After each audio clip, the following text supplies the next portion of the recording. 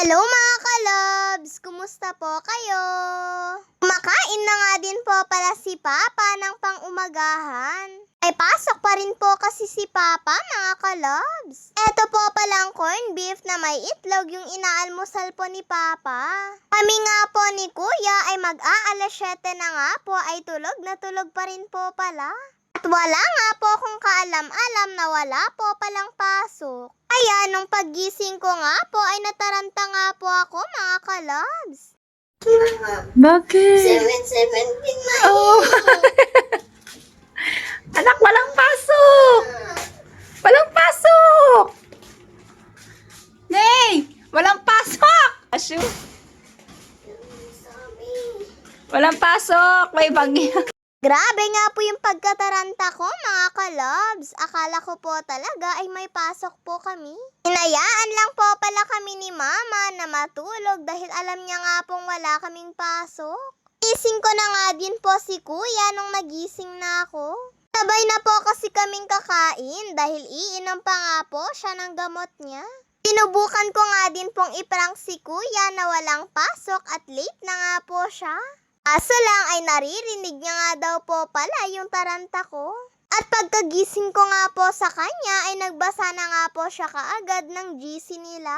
Pero kahit wala nga po kaming pasok dahil signal number 1 nga po kami, ay meron naman po akong mga gagawing module. Nagbigay po kasi ng module yung teacher namin. Kaya busy pa nga din po kami kahit wala po kaming pasok. Pero si Kuya nga po ay wala nga daw po pala silang module. Kaya eto at pinagtupi na nga lang po siya ni Mama ng mga damit. Naglalaba po kasi si Mama sa mga oras na yan At tinuloy niya nga lang po yung mga labahin niya na hindi niya nga po natapos. Kaya eto nga pong mga natuyo na ay si Kuya na nga po yung magtutupi.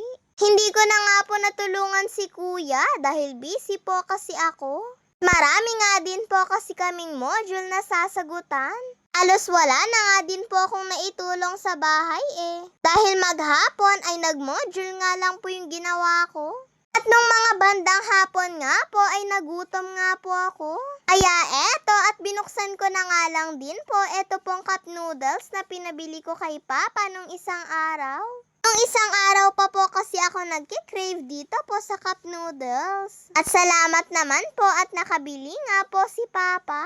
Eto nga po at nilalagyan ko na nga din po ng mainit na tubig. Tapos eto at tinakpan ko nga lang po at naghintay nga po ako ng mga 5 minuto para po maluto yung pansit nito. At dahil naluto na nga din po yung pansit niya, eto at kakain na nga din po ako. O ayan mga kalabs, kain na po tayo. Hindi na nga lang din po ako magkakanin dito mga kalabs. Dahil yung gusto ko nga po ay yung solo cup noodles nga lang po. At dahil gusto nga din daw po ito ni Kuya ay titirhan ko na nga lang po siya. Busy pa nga po dyan si Kuya sa paglalaro. Batchoy na cup noodles po pala ito pong binili ni Papa. Madalas po kasi ay yung seafood nga po yung binibili niya masarap din po pala ito pong batchoy. Tamang-tama nga lang po itong cup noodles sa malamig na panahon. Kulang na nga lang po ay tinapay. At magluluto nga din po pala si Mama ng paksiw na tulingan. Medyo malaki nga po yung isda na to. Nung binili nga daw po ito ni Mama ay dati na nga daw po itong nahiwa-hiwa. At 1 kilo na nga daw po itong lahat. Gagataan nga daw po sana ito ni Mama, kaso lang ay wala naman daw po siyang panggata. Kaya eto at pinapaksiw na nga lang po ni Mama. Nilalagay na nga din po pala ni Mama yung mga rekado nito. Ganon at ganon din naman po yung pagpapaksiw ni Mama. Basta hindi nga po nakakalimutan yung asukal at mantika. Yun daw po kasi yung nagpapasarap sa paksiw Nako mga kalabs, hindi pa nga po naluluto ni Mama yung ulam namin ay bigla naman po kaming naubusan ng gasol. Mabuti na nga lang po talaga at may malapit nga po na pagbilhan dito sa amin. Kaya sila Papa na nga lang po yung bumili nito sa bilihan ng gasol. Wala nga daw po kasing magdi-deliver.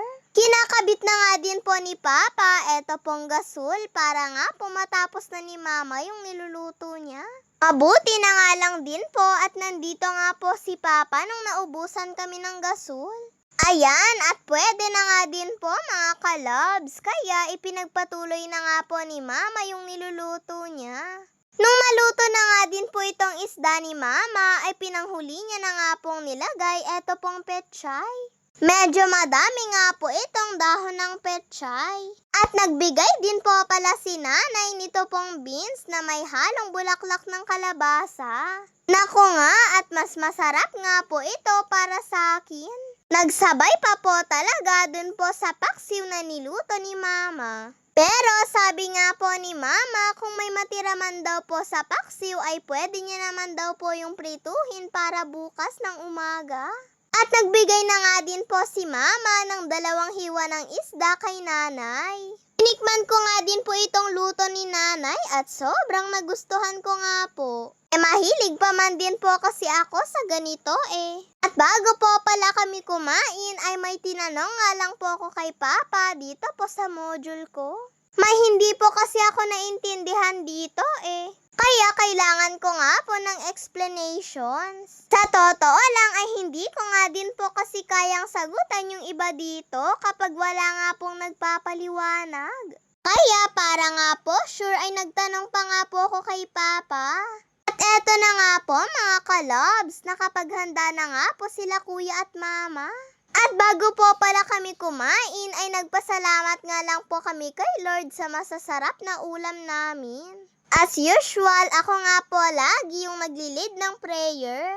Kahit nga po sa pagtulog namin sa gabi ay ako pa rin po yung naglilid ng prayer. O tara mga kalobs, kain na po ulit tayo. Tingnan niyo naman po si Miming at humihingi na nga din po siya ng pagkain. Mukhang gutom na nga din po talaga siya. Shout out po pala kay Ate Shakira Kabab Arzadon from Amulong. God bless to all mga kalobs. Bye-bye po!